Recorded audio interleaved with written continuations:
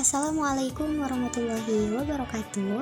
Alhamdulillahilladzi arsala rasulahu bil huda wa dinil haqqi liyudhhirahu 'ala dini kullihi wa kafa billahi syahida. Asyhadu an la ilaha illallah wahdahu la syarika lahu wa asyhadu anna Muhammadan abduhu wa rasuluhu amma ba'du. Halo semuanya, bertemu lagi dengan saya di video pembelajaran mata kuliah pembelajaran Al-Qur'an.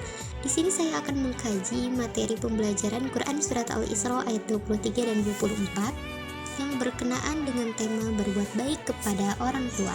Sebelumnya, perkenalkan, nama saya Akila Padiahaya dengan NIM 12420200017, kelas 2A jurusan Pendidikan Agama Islam, Fakultas Tarbiyah dan Keguruan UIN Sunan Gunung Jati Bandung.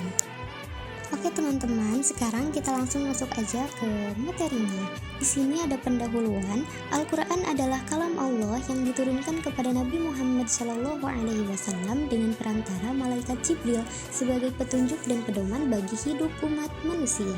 Salah satu ajaran penting yang terdapat dalam Al-Quran adalah perintah untuk berbuat baik kepada kedua orang tua, atau yang dikenal dengan istilah birrul walidain. Perintah ini tidak hanya termasuk dalam hubungan sosial antara manusia saja loh teman-teman, tetapi juga merupakan bentuk ketaatan kepada Allah Subhanahu wa taala.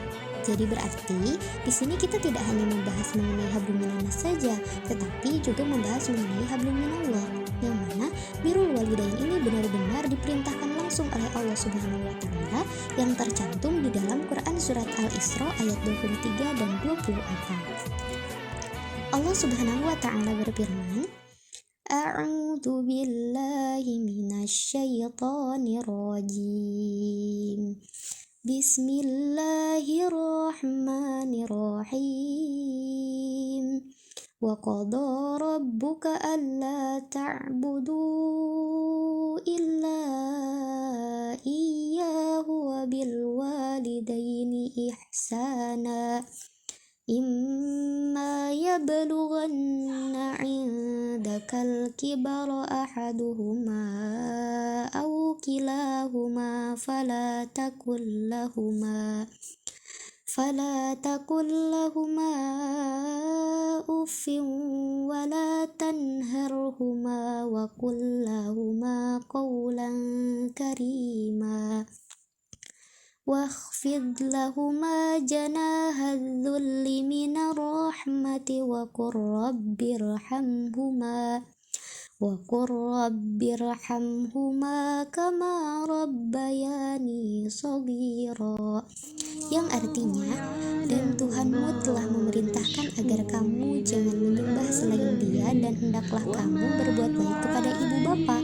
Jika salah seorang di antara keduanya atau kedua-duanya sampai berusia lanjut dalam pemeliharaanmu atau perawatanmu, maka sekali-kali janganlah engkau mengatakan kepada keduanya perkataan dan janganlah engkau membentak keduanya, dan ucapkanlah kepada keduanya perkataan yang baik, dan rendahkanlah dirimu terhadap keduanya dengan penuh kasih sayang, dan ucapkanlah, wahai Tuhanku, sayangilah keduanya sebagaimana mereka berdua menyayangiku dan mendidikku pada waktu aku kecil. Quran surat Al-Isra ayat 23 dan 24. Baik teman-teman, setelah tadi kita membaca Quran surat Al-Isra ayat 23 dan 24, sekarang mari kita berikan tajwid terhadap Quran surat Al-Isra ayat 23 dan 24 terlebih dahulu. Yang pertama, wa qada rabbuka. Pada lafaz dha terdapat hukum tajwid mad tabi'i. Alasannya karena huruf dha berharokat fathah menghadapi alif. Cara membacanya adalah dibaca panjang 2 harokat. Dalil kitab Tuhfatul Atfalnya, ma la tawaqqufun lahu ala sabab wala bidunihil hurufu tujtalab bal ayu harfin ghairi hamzin aw sukun jaba'du maddun fattabi'i yakun. Yang selanjutnya, alla ta'budu illa iyyah. Pada lafaz ta'budu itu terdapat hukum tajwid mad jaiz munfasil. Alasannya karena mad bertemu dengan hamzah di lain kata. Cara membacanya adalah dibaca panjang, yang mana umumnya dibaca panjang sampai 3-5 harokat. Dalil kitab Tuhfatul Atfalnya, wa jaizun madun wa qasrun infusil kullun bi kilmatin wa hadal munfasil. Selanjutnya, wabil walidaini ihsana. Pada lafaz lidai terdapat hukum tajwid lain. Alasannya karena huruf dal berharokat fathah menghadapi ya sukun. Cara membacanya adalah dibaca lembut, tidak ditekan dan tidak pula dipanjangkan. Dalil kitab Jazariyah, wan minu wawun wa yaun sakana. Lalu selanjutnya, imma. Pada lafaz imma terdapat hukum tajwid gunnah. Alasannya karena terdapat huruf mim bertasydid. Cara membacanya dibaca dengung pada mim bertasydid dan ditahan selama 2 harokat. Dari kitab Tuhfatul Atfalnya, wa gunna mima summa nuna syuddida wasami kulla harfa gunnatin bada. Lalu selanjutnya, ya belughanna. Pada lafaz yab terdapat hukum qalqalah. Alasannya karena huruf hijaiyah yaitu ya berharokat fathah menghadapi salah satu huruf qalqalah yaitu ba sukun. Cara membacanya adalah dibaca memantul pada huruf qalqalahnya yaitu pada ba sukunnya. Dalil kitab Jazariyah, qalqalatun qutubu jaddin. Selanjutnya, indakal kibara ahaduhuma aw kilahuma. Pada lafaz indakal ki terdapat hukum tajwid alif lam qamariyah. Alasannya karena alif lam mengikuti huruf alif lam qamariyah yang 14, salah satunya kaf. Cara membacanya adalah huruf lam dibaca jelas, tidak dilebur kepada huruf selanjutnya. Jadi alif lamnya tetap dibaca jelas. Dalil kitab Tuhfatul Atfal, bal arba'ima asratin khud ilmah min ibghi hajjaka wa khaf akimah. Lalu selanjutnya, fala takul lahuma. Terdapat hukum tajwid idgham mithlain pada lafaz takulla. Kenapa? Karena bertemunya 2 huruf kembar yaitu lam bertemu dengan lam. Cara membacanya adalah huruf pertama dilebur ke huruf kedua yang bertasydid. Dalil kitab Tuhfatul Atfalnya, in fil sifati wal maqarij ittafaq harfani fal mithlani fihi ma ahaq. Lalu selanjutnya, ufiu wala. Pada lafaz fiu itu terdapat hukum tajwid idgham bi gunnah. Alasannya karena huruf berharokat tanwin bertemu dengan wawu. Cara membacanya adalah huruf nun sukun atau tanwin dilebur ke huruf berikutnya dan didengungkan selama 2 harokat. Dalil kitab Tuhfatul Atfalnya, fihi bi gunnatin bian mu'lima. Lalu selanjutnya, tanharhuma. Terdapat hukum tajwid izhar pada tanha. Alasannya karena huruf nun sukun bertemu dengan salah satu huruf izhar yang 6, salah satunya adalah ha. Cara membacanya adalah huruf nun sukun atau tanwin dibaca jelas, tidak didengungkan dan tidak disamarkan. Dalil kitab Tuhfatul Atfalnya, fal awwalul izharu qabla al ahrufi lil haqqi siturut tibat fata'rifi hamzun fahaun summa ainun haun muhmalatani summa ghainun khaun. Lalu selanjutnya, wa kullahuma qawlan karima. Terdapat hukum tajwid ikhfa pada kata qawlan ka. Kenapa? Karena huruf lam berharokat tanwin menghadapi salah satu huruf ikhfa yang 15, salah satunya adalah kaf. Cara membacanya adalah huruf nun sukun atau tanwin dibaca samar ke arah huruf setelahnya dan didengungkan selama 2 harokat. Dalil kitab Tuhfatul Atfalnya, Ar-rabi'ul ifa'u 'indal fadili minal khurufi wajibul lil fadili fi khamsatin min ba'di asri ramjuha fi kilmi hadzal baiti qaddamtuha sifdasana kam jada syakhsun qad sama dun tayyiban zid fi tuqaddu 'dalima.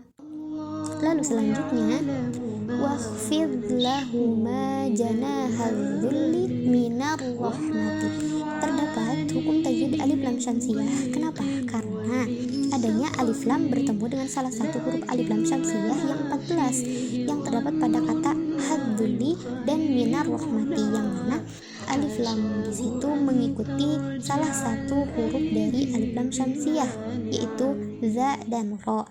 Cara membacanya adalah huruf lam dibaca samar atau dilebur dimasukkan ke huruf za dan ro. Berbeda dengan alif lam qamariyah tadi yang alif lamnya dibaca jelas, sementara alif lam syamsiyah alif lamnya tidak dibaca jelas atau disamarkan. Dalil kitab Tuhfatul Atfalnya, ثانيهما إضغامها في 4 وعشرة أيضا ورمزها فاعل تب ثم سل الرحمن تفوز دفتني عم دأس الظن جر شريف للكرام. Untuk asbabun nuzul Quran Surat Al-Isra ayat 23 dan 24, perlu kita ketahui ya teman-teman bahwa pada ayat 23 ayat tersebut diturunkan tanpa sebab yang khusus. Jadi ayat 23 ini memang tidak mengandung asbabun nuzul.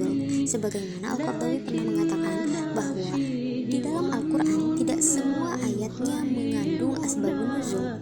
Nah, jadi kita ketahui sekarang bahwa ayat 23 ini memang benar-benar diturunkan oleh Allah Subhanahu wa Ta'ala sebagai bentuk perintah kepada umat manusia untuk mentauhidkan Allah Subhanahu wa Ta'ala dan berbuat baik kepada kedua orang tua. Sementara ayat 24, ayat tersebut turun berkenaan dengan kisah Sa'ad bin Abi Waqqas, yang mana pada saat Sa'ad bin Abi Waqqas telah masuk Islam, ibunya tidak menyukai agama Islam. Ibunya tidak masuk agama Islam, bahkan mengajak Sa'ad bin Abi Waqqas untuk meninggalkan Islam.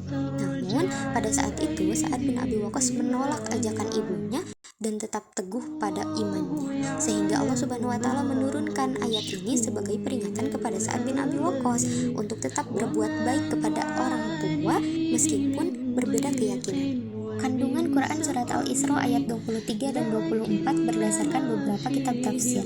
Yang pertama, tafsir Al-Muyassar. Dalam tafsir Al-Muyassar, tepatnya pada ayat 23, Allah memerintahkan untuk hanya menyembahnya saja dan berbuat baik kepada kedua orang tua, khususnya saat mereka tua. Dilarang berkata kasar, bahkan sekedar mengucapkan saja itu tidak diperbolehkan, dan diperintahkan berkata lemah lembut serta penuh hormat kepada kedua orang tua. Di ayat 24-nya, kita diperintahkan bersikap rendah hati kepada orang tua dengan kasih sayang, serta mendoakan mereka agar dirahmati Allah, karena merekalah yang merawat kita sejak kecil. Yang kedua, di dalam tafsir Jalalain, pada ayat 23, Allah melarang menyembah selainnya dan memerintahkan berbuat baik kepada kedua orang tua, termasuk larangan berkata kasar seperti dan membentak mereka. Anak wajib bersikap sopan dan berkata dengan hormat. Sementara di ayat 24-nya diperintahkan untuk merendahkan diri di hadapan orang tua dengan kasih sayang serta mendoakan mereka agar Allah merahmati mereka sebagai balasan atas kasih sayang mereka semasa membesarkan kita. Yang ketiga, di dalam tafsir Ibnu Katsir ayat 23, Allah memerintahkan untuk menyembahnya semata dan berbuat baik kepada kedua orang tua. Dilarang berkata kasar, berkata atau bersikap buruk seperti membentak. Anak harus berkata lemah lembut dan penuh hormat kepada kedua orang tua. Di ayat 24-nya, kita diperintahkan untuk merendahkan diri dengan kasih sayang kepada orang tua dan mendoakan mereka, terutama saat mereka telah lanjut usia atau wafat, karena jasa mereka dalam membesarkan kita. Yang keempat, di dalam tafsir Al-Misbah.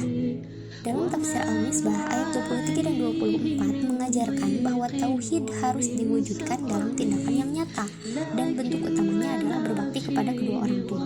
Larangan berkata kasar seperti menandakan pentingnya etika dan kelembutan dalam berinteraksi. Ihsan kepada kedua orang tua tidak hanya soal kewajiban, tetapi mencakup kasih sayang, kemuliaan, dan penghormatan kepada kedua orang tua. Doa anak untuk orang tua menjadi wujud kerendahan hati dan pengakuan atas jasa mereka dalam mendidik sejak kecil. Di dalam tafsir Al-Azhar disebutkan, Buya Hamka menekankan bahwa tujuan hidup manusia adalah mentauhidkan Allah. Ayat ini menegaskan larangan menyekutukan Allah dan perintah menyembah hanya kepada Allah sebagai bentuk ibadah yang murni. Kata waqadha pada ayat 23 itu menunjukkan perintah yang sangat tegas. Tauhid yang benar harus diwujudkan dalam kepatuhan terhadap wahyu, termasuk perintah untuk berbuat baik kepada kedua orang tua sebagai bentuk nyata penghambaan kepada Allah Subhanahu wa Ta'ala. Keutamaan birrul walidain. Yang pertama, menghapus dan mengangkat kesulitan hidup. Berbakti kepada kedua orang tua menjadi jalan untuk terbebas dari kesulitan hidup loh teman-teman. Dalam banyak riwayat disebutkan bahwa bertawasul dengan amal soleh, khususnya berbuat baik kepada kedua orang tua, itu menjadi sebab Allah mengangkat musibah dan kesulitan dari hidup kita. Lalu yang kedua, termasuk amal yang paling dicintai oleh Allah Subhanahu wa taala. Yang mana dalam sebuah hadis Rasulullah Shallallahu alaihi wasallam pernah menyebutkan bahwa berbakti kepada kedua orang tua merupakan amal yang paling utama setelah sholat tepat waktu. Bahkan diutamakan sebelum berjihad. Ini menunjukkan betapa agungnya kedudukan birrul walidain di dalam Islam. Lalu yang ketiga, mendatangkan ridho Allah dan ketentraman di dalam hidup. Kita ketahui bahwa ridho Allah Subhanahu wa taala itu tergantung pada ridho orang tua. Begitupun murkanya Allah tergantung kepada murka orang tua. Maka, barang siapa yang ingin hidupnya penuh berkah dan ketentraman, hendaklah menjaga hubungan baik dengan berbuat ihsan kepada kedua orang tuanya. Lalu yang terakhir, menjadi sebab bertambahnya rezeki dan panjang umur.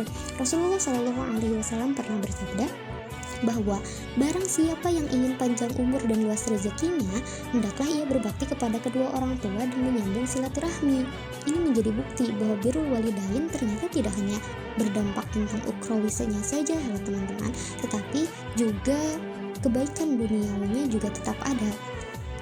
Adapun kesimpulan, Quran Surat Al-Isra ayat 23 dan 24 menegaskan bahwa tauhid kepada Allah harus diwujudkan dalam tindakan nyata, salah satunya dengan berbakti kepada kedua orang tua.